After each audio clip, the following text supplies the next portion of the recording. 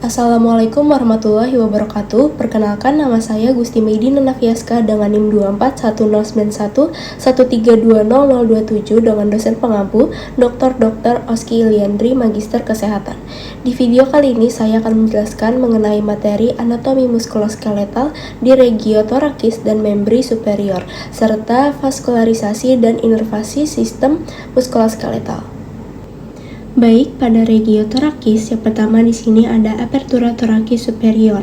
Nah, itu merupakan lubang bagian atas rongga dada, tempat masuknya struktur seperti pembuluh darah besar, trakea dan esofagus. Lalu ada angulus sterni, itu merupakan bagian sudut antara korpus sterni dan tulang rusuk. Lalu ada sternum, adalah tulang pipi yang berada di bagian tengah depan dada.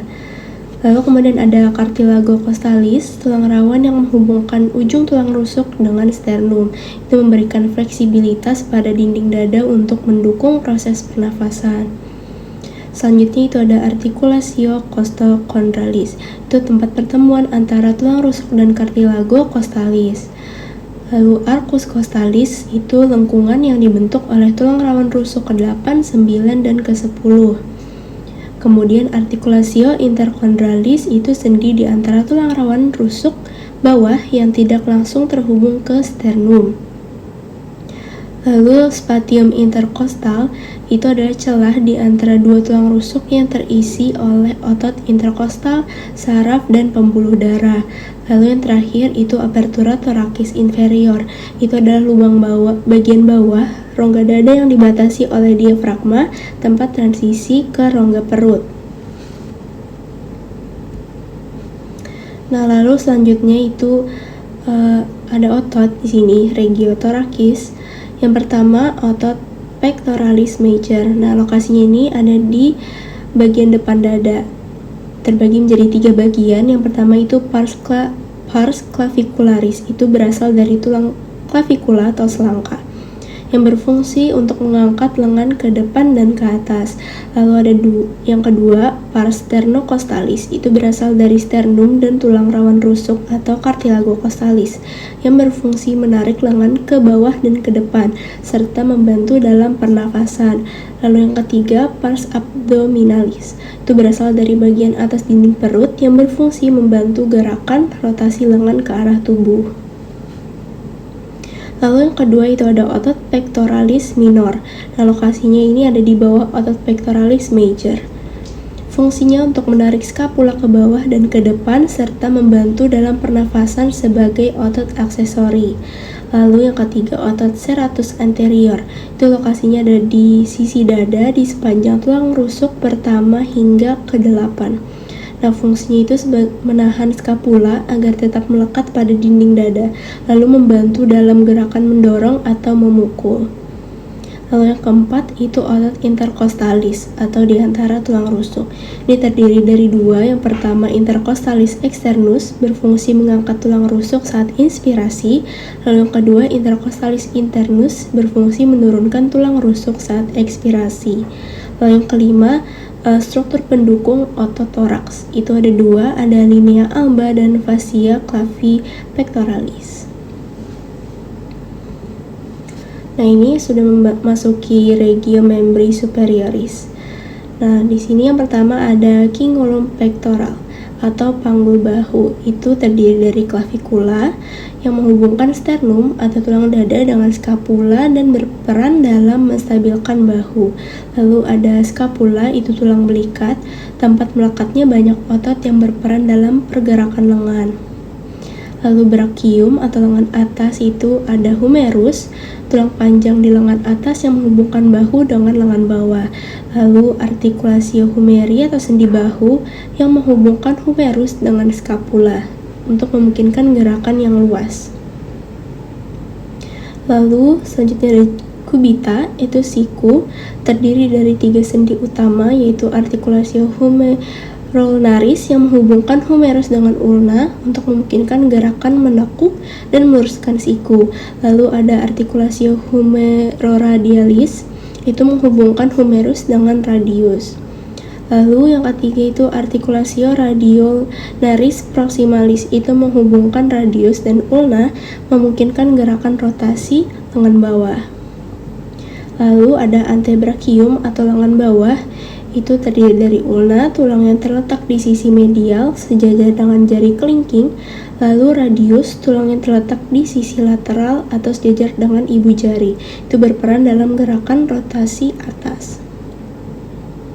Nah, lalu yang terakhir itu manus atau tangan. Terdiri dari karpus, pergelangan tangan yang terdiri dari 8 tulang kecil yang membantu fleksibilitas tangan. Lalu metakarpus, telapak tangan yang terdiri dari 5 tulang yang membentuk struktur telapak tangan. Lalu digitimanus, jari-jari tangan yang terdiri phalanx proximalis, tulang jari bagian pangkal, phalanx media, tulang jari bagian tengah, lalu phalanx distalis, tulang jari bagian ujung.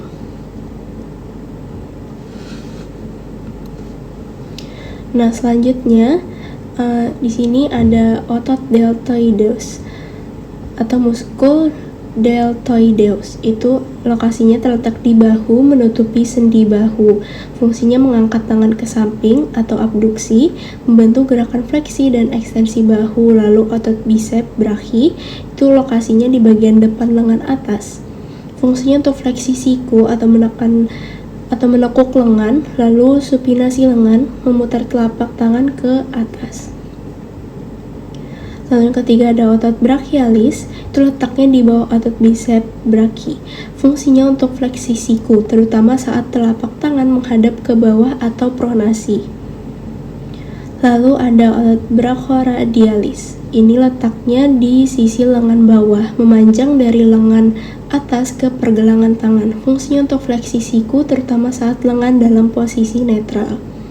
Lalu otot pronator teres, lokasinya di bagian medial lengan bawah. Fungsinya untuk memutar lengan bawah ke posisi pronasi atau telapak tangan menghadap ke bawah. Lalu otot flexor lengan bawah yang terdiri dari flexor carpi radialis, itu fungsinya untuk membantu fleksi pergelangan tangan ke arah jari jempol. Lalu palmaris longus itu membantu fleksi pergelangan tangan. Yang ketiga, flexor digitorum superficialis dan profundus, itu membantu fleksi jari-jari tangan. Lalu ada otot hipotenar dan tenar. Untuk hipotenar itu fungsinya menggerakkan jari kelingking, kalau tenar itu menggerakkan ibu jari. Lalu struktur tambahan pentingnya itu ada retinaculum musculorum flexorum, itu struktur ikat yang menahan tendon otot-otot fleksi pada pergelangan tangan. Lalu ada tendines atau tendon, struktur yang menghubungkan otot dengan tulang untuk mentransmisikan gaya. Nah, selanjutnya kita memasuki vaskularisasi. Vaskularisasi adalah proses suplai darah ke jaringan tubuh termasuk tulang dan otot. Nah, darah ini membawa oksigen dan nutrisi yang diperlukan untuk fungsi dan perbaikan jaringan. Nah, proses ini itu terjadi melalui pembuluh darah seperti arteri dan vena. Nah, ini vaskularisasi arteri. Arteri ini adalah pembuluh darah yang membawa darah kaya akan oksigen dari jantung ke seluruh tubuh. Arteri ini berperan penting dalam memberikan oksigen dan nutrisi yang dibutuhkan oleh jaringan, termasuk otot dan tulang. Nah, contoh pada sistem muskuloskeletal itu yang bagian ekstremitas atas ada arteri subclavia, itu mengalirkan darah dari leher ke bahu, lalu arteri axillaris melanjutkan suplai darah ke otot-otot bahu dan dada, arteri brachialis mengalirkan darah ke lengan atas lalu bercabang menjadi ada dua, arteri radialis itu suplai ke lengan bawah bagian lateral dekat ibu jari, lalu arteri ulnaris itu suplai ke lengan bawah bagian medial, itu dekat jari kelingking. Lalu untuk ekstremitas bawah itu ada arteri femoralis, itu suplai utama ke paha dan bercabang ke kaki. Lalu arteri poplitea itu suplai ke daerah lutut, dan arteri tibialis mengalirkan darah ke kaki. Nah, lalu vaskularisasi vena. Vena adalah pembuluh darah yang membawa darah kaya karbon dioksida dan limbah metabolik dari jaringan kembali ke jantung. Contohnya pada sistem muskuloskeletal ekstremitas atas, itu vena subclavia mengembalikan darah dari lengan ke jantung, lalu vena brachialis mengalirkan darah dari lengan atas, vena basilica dan cephalica itu vena superficial utama di lengan yang mengembalikan darah dari kulit dan jaringan otot. Lalu ekstremitas bawah itu ada vena femoralis, mengembalikan darah dari paha, vena savena, ini vena superficial besar di kaki, lalu vena poplitea, itu mengalirkan darah dari lutut. Nah, selanjutnya inervasi. Inervasi ini adalah proses di mana saraf memberikan sinyal ke jaringan tubuh. Nah, sinyal ini bersifat motorik atau untuk menggerakkan otot, lalu sensorik untuk memberikan rasa seperti nyeri atau sentuhan. Contoh pada sistem muskuloskeletal sendiri itu otot diatur oleh saraf motorik yang memberikan perintah untuk berkontraksi. Misalnya saraf medianus itu mengontrol otot flexor di lengan bawah. Lalu ada saraf radialis mengontrol otot ekstensor lengan. Lalu tulang dan sendi. Saraf sensorik pada tulang dan sendi ini membantu kita merasakan posisi tubuh atau propriosepsi dan mendeteksi nyeri atau tekanan. Nah, vaskularisasi dan inervasi ini penting karena untuk yang pertama regenerasi dan penyembuhan, lalu yang kedua fungsi gerakan, dan yang ketiga itu proteksi atau jadi saraf sensorik ini membantu kita merasakan nyeri sebagai tanda peringatan untuk menghindari cedera lebih lanjut. Baik, mungkin itu saja yang saya dapat sampaikan. Mohon maaf jika ada kesalahan dalam penyampaian materi. Terima kasih. Wassalamualaikum warahmatullahi wabarakatuh.